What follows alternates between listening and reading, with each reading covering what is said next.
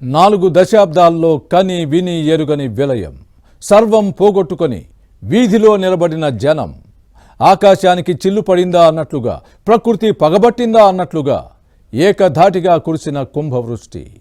కామారెడ్డి, మెదక్, నిర్మల్, రాజన్న సిరిసిల్ల తదితర జిల్లాల్లో ప్రజలు సర్వం కోల్పోయారు. విపత్తుల వేళ అధికారులు మానవత్వంతో వ్యవహరించాలని సీఎం రేవంత్ పిలుపునిచ్చారు.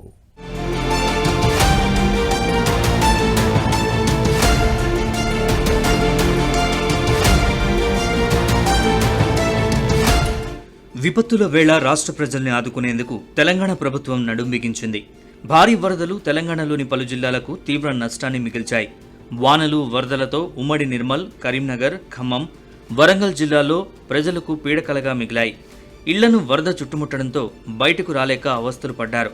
అటు వర్షాలకు తెలంగాణ మొత్తం అల్లాడిపోయింది. సురక్షిత ప్రదేశాలకు తరలి వెళ్లే అవకాశం లేక చాలామంది గంటల తరబడి ప్రాణాలు అరచేతిలో పెట్టుకుని గగ్గోలు పెట్టిన దృశ్యాలు ఇప్పటికీ కళ్ల ముందు కదలాడుతున్నాయి. వాగులు, వంకలు, కట్టలు తెగి ఊళ్ళు ఏరులై పారాయి. 4 దశాబ్దాల్లో కనీవిని ఎరుగని విలయంతో సర్వం పోగొట్టుకుని జనం వీధుల్లో నిలబడ్డారు. ఆకాశం వైపు చూస్తూ సర్కారు సాయం కోసం ఎదురుచూస్తూ బోరున విలపించారు.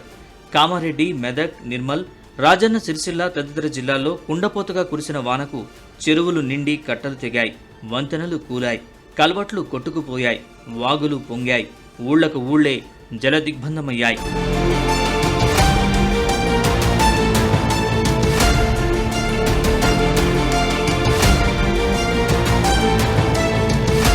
ముఖ్యంగా కామారెడ్డి వాసుల పరిస్థితి చూస్తే గుండె చెరువవని వారెవ్వరూ లేరంటే అతిశయోక్తి కాదు. కామారెడ్డిలో చెరువులు తెగిపడి రోడ్లు కొట్టుకుపోయి ఇళ్లు కోల్పోయిన జనాలు పడిన వేదన హృదయాల్ని కలిచివేసింది.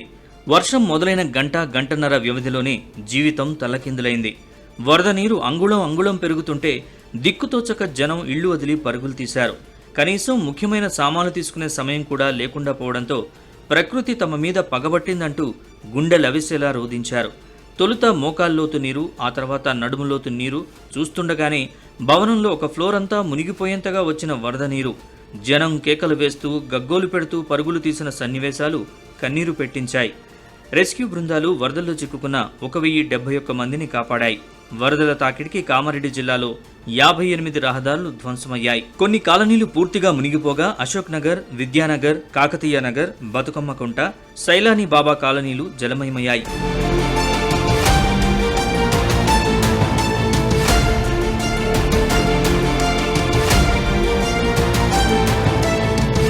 నిర్మల్తో పాటు మెదక్లోనూ వరద విలయం సృష్టించింది. మిరుదొడ్డి, దుబ్బాక, తొగుట మండలాల్లో కూడవెల్లి వాగు ఉగ్రంగా ప్రవహించింది. చెక్ డ్యాం పైనుంచి 6 మీటర్ల ఎత్తున వరద ప్రవహించి పంటలు నీట మునిగాయి. మిరుదొడ్డి, గజ్వేల్ రహదారి పూర్తిగా జలమయమైంది. గజ్వేల్ మండలం కోనాపూర్ చెరువుకు గండిపడ్డంతో నీరంతా పంట పొలాల్లోకి ప్రవహించింది. మెదక్ జిల్లాలో 6800 ఎకరాల్లో పంట నష్టం సంభవించిందని అంచనా. వరి, పత్తి పంటలకు ఎక్కువ నష్టం ఏర్పడింది. మెదక్ జిల్లాలో వర్షాలతో 2600 చెరువులు నిండిపోయాయి. మొత్తం 56 చెరువులకు గండ్లు పడ్డాయి.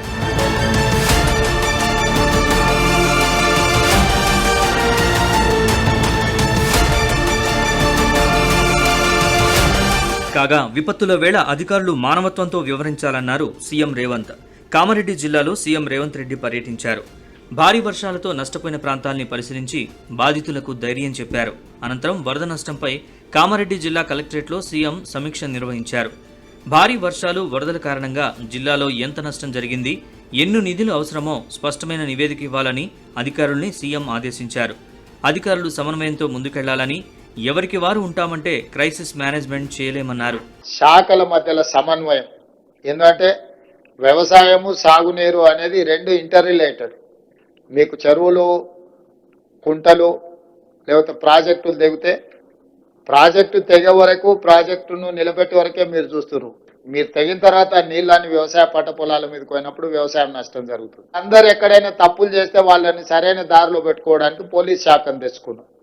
కానీ మీరు ఎవరికి వాళ్ళు మా పాటికి మేము ఉంటామని అంటే క్రైసిస్కి తెలీదు. ఏ శాఖ సపరేట్గా ఉంటుంది, వాళ్ళు సపరేట్గా ఉండొచ్చు అనేది. వీళ్ళందరూ కలిస్తేనే క్రైసిస్ మేనేజ్మెంట్. మరోవైపు భారీ వర్షాలు, వరదలతో తెలంగాణ రాష్ట్రం అతలాకుతలమైన నేపథ్యంలో రాష్ట్ర ప్రభుత్వం ప్రతినిధి బృందం ఢిల్లీలో పర్యటించింది.